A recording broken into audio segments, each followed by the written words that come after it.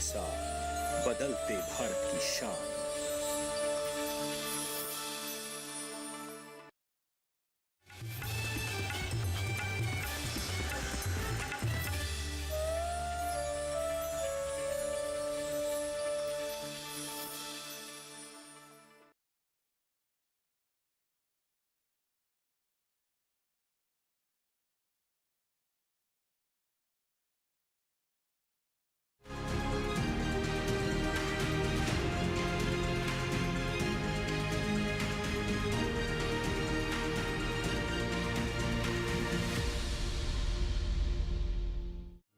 पीढ़ी दर पीढ़ी हमारे किसान अलग अलग स्पीसीज की अलग अलग वैरायटी इनको सहेज कर रखते गए और उसको विकास करते रहे। किसान की विरासत, धरती के वनस्पति संसाधन, एक अधिकार जिसका दुनिया भर के देश करते हैं सम्मान। आज भारत उन अधिकारों को दे रहा है नए मुकाम, ताकि और बढ़े किसानों की वंशागत किस्मों की पहचान का अभियान।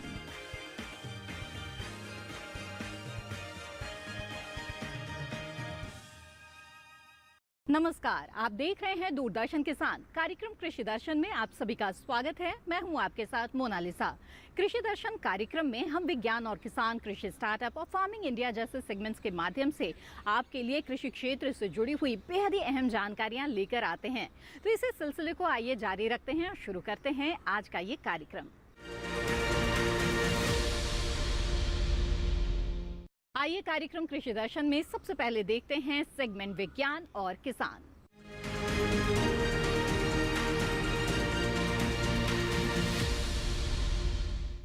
लोगों के खान पान की आदतें जैसे जैसे बदल रही है, उसी के अनुसार अगर किसान फसलों का चुनाव करे तो उन्हें काफी मुनाफा हो सकता है, क्योंकि ऐसे फसलों की बाजार में अच्छी मांग रहती है। जैसे कि अगर बात करें बेबी कॉर्न की, तो इनकी बाजार में अच्छी खासी मांग रहती है। इसकी खेती करना भी बहुत ज्यादा मुश्किल नहीं है। खेती के दौरान किन किन बातों का ध्यान रखना जरूरी है, आइए जानते हैं इस रिपोर्ट में।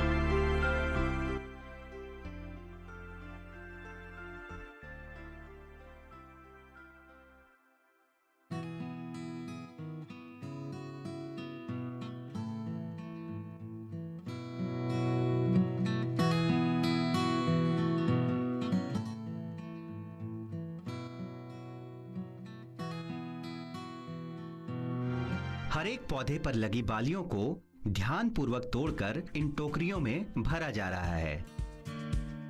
बेबी कॉर्न की उपज इसके किस्मों की क्षमता एवं मौसम पर निर्भर करती है। अगर सब कुछ इसकी कृषि के लिए अनुकूल रहा तो 1 एकड़ क्षेत्रफल से लगभग 2700 किलोग्राम बेबी कॉर्न की प्राप्ति संभव है। तो आपने विस्तार से जाना बेबी कॉर्न की खेती के बारे में। इसी के साथ कार्यक्रम कृषि दर्शन में वक्त एक छोटे से ब्रेक का। जल्द हाजिर होंगे लेकर अगला सेगमेंट कृषि स्टार्टअप। आप बने रहें दूरदर्शन किसान पर।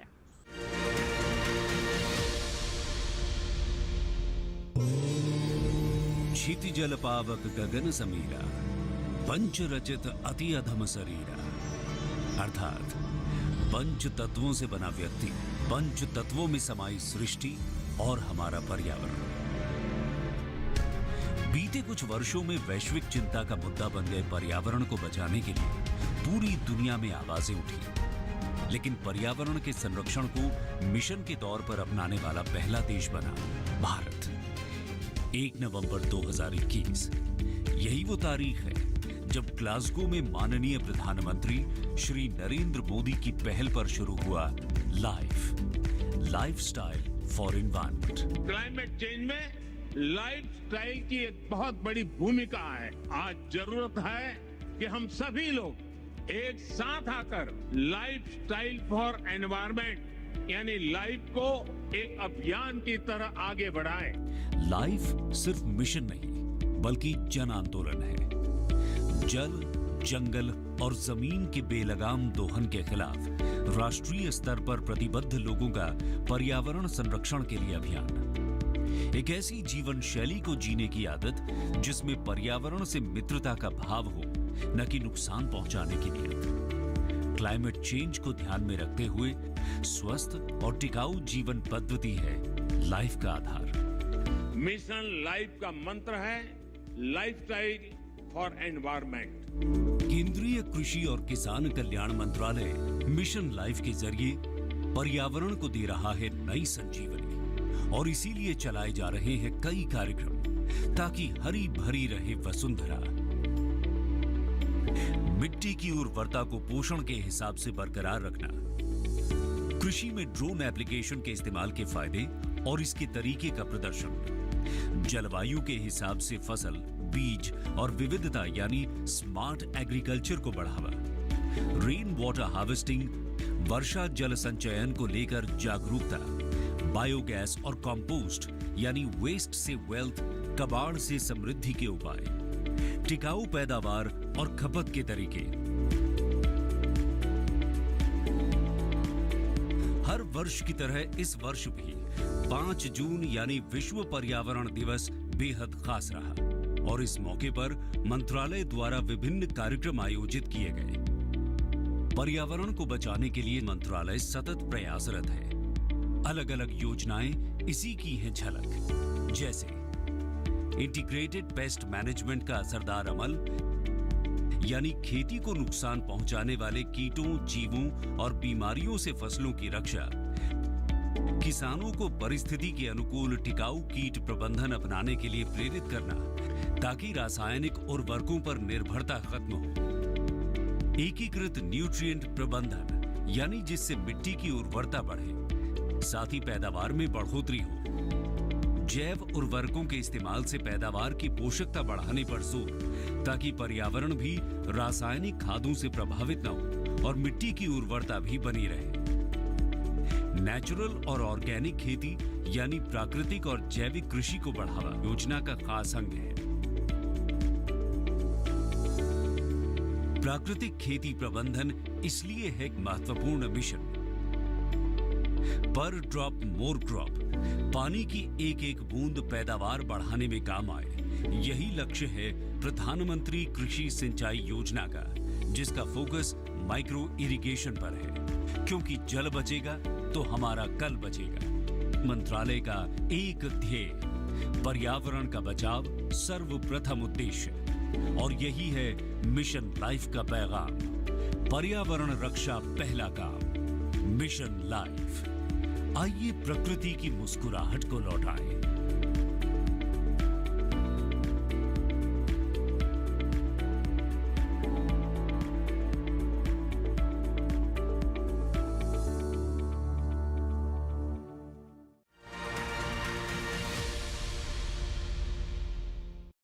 ब्रेक के बाद आप सभी का फिर से स्वागत है। आप देख रहे हैं कार्यक्रम कृषि दर्शन। आइए अब इस कार्यक्रम में आगे बढ़ते हैं, मिलवाते हैं आपको एक सफल किसान से अगले सेगमेंट कृषि स्टार्टअप में।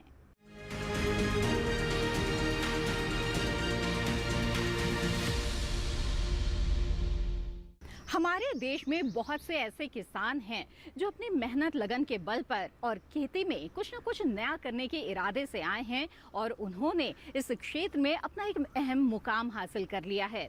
आज वो दूसरों के लिए प्रेरणा स्रोत भी बन चुके हैं। ऐसे ही एक सफल किसान से आइए मिलते हैं आज के सेगमेंट में।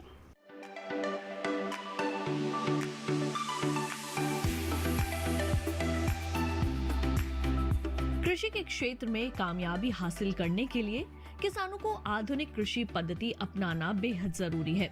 आधुनिक तरीके से खेती कर किसान नई नई उपलब्धियों को हासिल कर सकते हैं। रमेश चौहान ऐसे ही एक किसान हैं जिन्होंने खेती में आधुनिक तकनीक को अपनाकर सफलता हासिल की है। उनकी किसान यात्रा हरियाणा के पलवल जिले के एक छोटे से गांव औरंगाबाद से शुरू हुई। इनका जन्म एक खेतीहर परिवार में हुआ था। आर्थिक स्थिति ठीक नहीं होने के कारण पढ़ाई के साथ साथ वे अपने पिता को खेती में मदद करते थे। वे अपने पिता और अन्य किसानों को खेती में काफी मेहनत करते देखते थे और सोचते थे कि इतनी मदद करने के बावजूद इन्हें कुछ हासिल नहीं होता है। खेतों में सबको मेहनत करते देख रमेश चौहान ने सोचा कि वे कृषि के क्षेत्र में कुछ नया कर दिखाएंगे। उन्होंने खेती के गुण अपने पिता से सीखा था। इसी बीच रमेश चौहान कृषि विज्ञान केंद्र के संपर्क में आए। यहाँ आकर खेती की बारीकियों को समझा। वे अपने पिता के साथ गन्ना, गेहूं, मटर, अरहर की खेती करने लगे। खेती के शुरुआती दौर में ही रमेश चौहान ने पाया कि इस तरह से परंपरागत खेती से कुछ हासिल नहीं होने वाला। उनका मानना था कि परंपरागत ढंग से खेती में सीमित ना रहे, बल्कि वे वैज्ञानिक ढंग से खेती करना चाहते थे। साथ ही रमेश संरक्षित खेती भी करना चाहते थे। इस विषय में रमेश चौहान ने अपने पिता से चर्चा की। उनके पिता ने भी उन्हें आधुनिक खेती के लिए प्रेरित किया। प्रगतिशील किसान संगठन से जुड़कर रमेश चौहान को आधुनिक खेती के बारे में कई महत्वपूर्ण जानकारियां मिली। वैज्ञानिकों के संपर्क में आकर इन्होंने आधुनिक और संरक्षित खेती के बारे में जाना और सीखा। आधुनिक खेती के बारे में जानने की जिज्ञासा ने इन्हें पुणे की तरफ आकर्षित किया। वहां जाकर रमेश चौहान ने फूलों की खेती के बारे में जाना। बैंक से लोन और कुछ साथियों की मदद से इन्होंने पॉली हाउस में गुलाब की खेती करनी शुरू की। फूलों की उचित देखभाल कर उन्हें सलीके से तोड़कर एक जगह रख बाजार के अनुसार उनकी पैकिंग होने लगी, जिसे बाजार ले जाकर बेचा गया। बाजार में इनकी फूलों की काफी तारीफ हुई, जिसे फूलों की खेती में रमेश चौहान को हौसला मिला। वे अब इस काम में पूरे समर्पण के साथ जुटे रहते हैं। रमेश चौहान फूलों की विपणन में भी पूरी सजगता से लगे रहते हैं। आज रमेश चौहान की सक्रियता ने किसानों के बीच उनकी छवि एक मार्गदर्शक के रूप में बनाई है। वे हमेशा किसानों के बीच अपने विचारों को रखते हैं, साथ ही गांव के किसानों से सलाह मशवरा भी करते हैं। रमेश चौहान कहते हैं कि गुलाब की खेती को और आगे बढ़ावा देने के लिए ज्यादा से ज्यादा पॉली हाउस लगाएं, जिनमें गुलाब उगाकर अपने गुलाब की किस्मों को भारतवर्ष के कोने कोने में पहुंचाया जाए। रमेश चौहान को खेती में उनके इस योगदान के लिए अनेक स्तरों पर सम्मान भी मिल चुके हैं। इसी के साथ कार्यक्रम कृषि दर्शन में लेते हैं एक और छोटा सा ब्रेक। जल्द हाजिर होंगे, बताएंगे आपको महत्वपूर्ण सरकारी योजना के बारे में अगले सेगमेंट फार्मिंग इंडिया में। आप बने रहें दूरदर्शन किसान पर।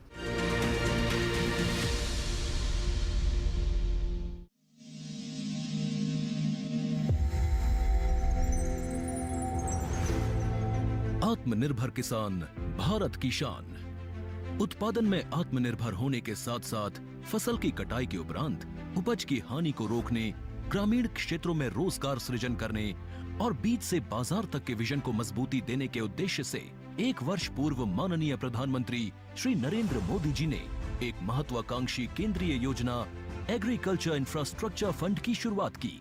इस आधुनिक इंफ्रास्ट्रक्चर से कृषि आधारित उद्योग लगाने में एक बहुत बड़ा बदलाव आएगा और बहुत बड़ी गति आएगी।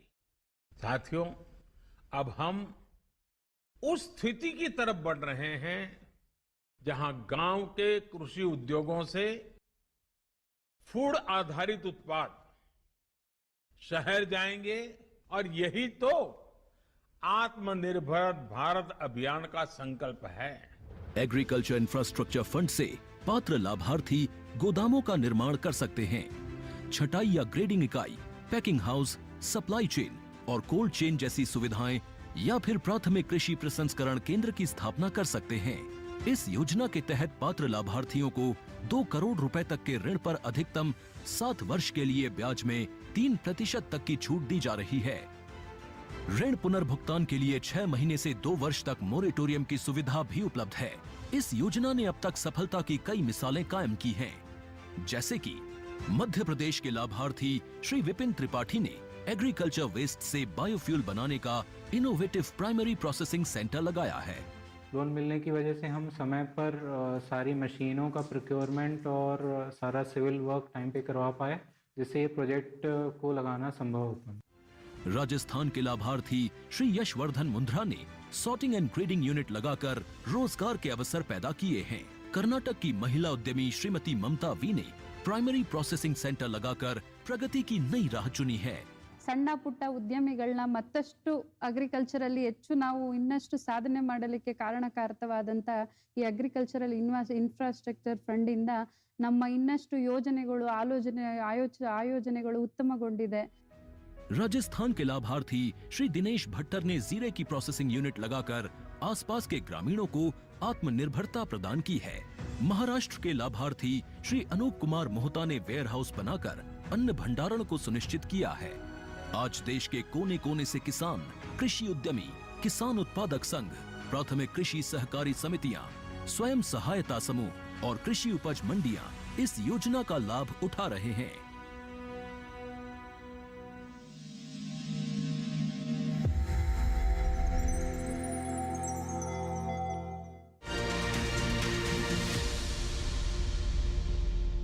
ब्रेक के बाद आप सभी का फिर से स्वागत है। आप देख रहे हैं कार्यक्रम कृषि दर्शन। आइए अब आगे बढ़ते हैं और नजर डाल देते हैं अगले सेगमेंट पर, जिसका नाम है फार्मिंग इंडिया।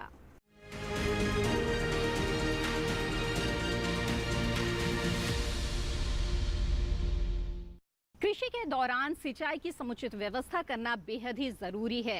ऐसे में अगर किसानों को सौर ऊर्जा की मदद मिल जाए तो उनके लिए काफी लाभदायक साबित हो सकता है।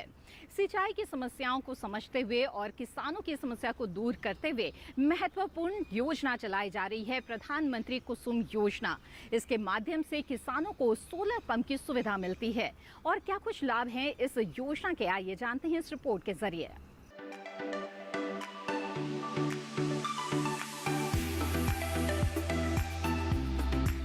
सरकार ने फरवरी 2019 में प्रधानमंत्री किसान ऊर्जा सुरक्षा एवं उत्थान महाअभियान पीएम कुसुम योजना शुरू करने की मंजूरी दी थी। इस योजना का मकसद सौर ऊर्जा क्षमता विकसित करने में किसानों की मदद करना है। इससे किसानों को आय बढ़ने के साथ ही खेती के लिए पानी की जरूरत पूरी होगी। इसके जरिए वर्ष 2022 तक 30.8 गीगावाट बिजली उत्पादन का लक्ष्य रखा गया है। इस योजना के तहत किसानों को सब्सिडी पर सोलर पैनल मिलते हैं, जिससे वे बिजली बना सकते हैं। जरूरत भर बिजली का इस्तेमाल करके वे बाकी को बेचकर अतिरिक्त आय भी हासिल कर सकते हैं। इस योजना में 20 लाख किसानों को सोलर पंप बनाने में मदद की जाएगी। 15 लाख किसानों को ग्रिड से जुड़े सोलर पंप लगाने के लिए धन मुहैया कराया जाएगा। इस योजना पर सरकार ने 34,422 करोड़ रुपए खर्च करने का ऐलान किया है। पीएम कुसुम योजना के 3 घटक हैं।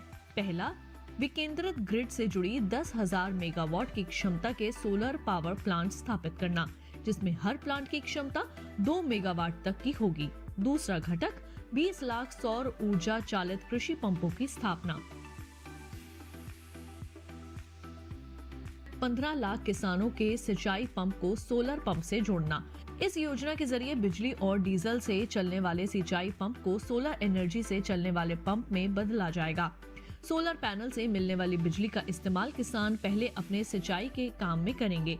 उसके अलावा जो अतिरिक्त बिजली बचेगी उसे विद्युत बिजली वितरण कंपनी को बेचकर किसान 25 साल तक आमदनी कमा सकते हैं और प्रदूषण भी कम होगा। सोलर पैनल 25 साल तक चलेगा और इसका रखरखाव भी आसान है। इससे किसानों को हर साल 1 एकड़ पर 60,000 रुपए से 1 लाख रुपए तक की आमदनी अगले 25 साल तक हो सकती है। किसानों को अपने में सोलर पैनल स्थापित करने के लिए केवल 10% रकम का भुगतान करना होता है। केंद्र और राज्य सरकार किसानों को बैंक खाते में 60% की सब्सिडी देती है। केंद्र और राज्यों की ओर से बराबर का योगदान देने का प्रावधान है और बैंक की ओर से 30% लोन का भी प्रावधान है। इस लोन को किसान अपने होने वाली आमदनी से भी आसानी से भर सकते हैं। किसानों को इस योजना का लाभ उठाने के लिए सरकारी वेबसाइट https://mnre.gov.in पर जाकर रजिस्ट्रेशन कराना होगा। इसके अलावा आधार कार्ड, प्रॉपर्टी के दस्तावेज और बैंक खाते की जानकारी भी देनी होगी।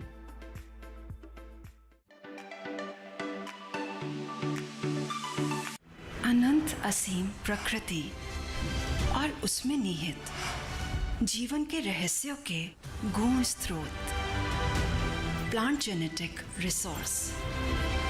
अपनी बायोडायवर्सिटी के संरक्षण और संवर्धन के लिए भारत पूरी तरह संवेदनशील है। वैज्ञानिक दृष्टि और समृद्ध कृषि परंपरा के साथ भारत जैविक विविधता के संरक्षण के लिए प्रतिबद्ध है।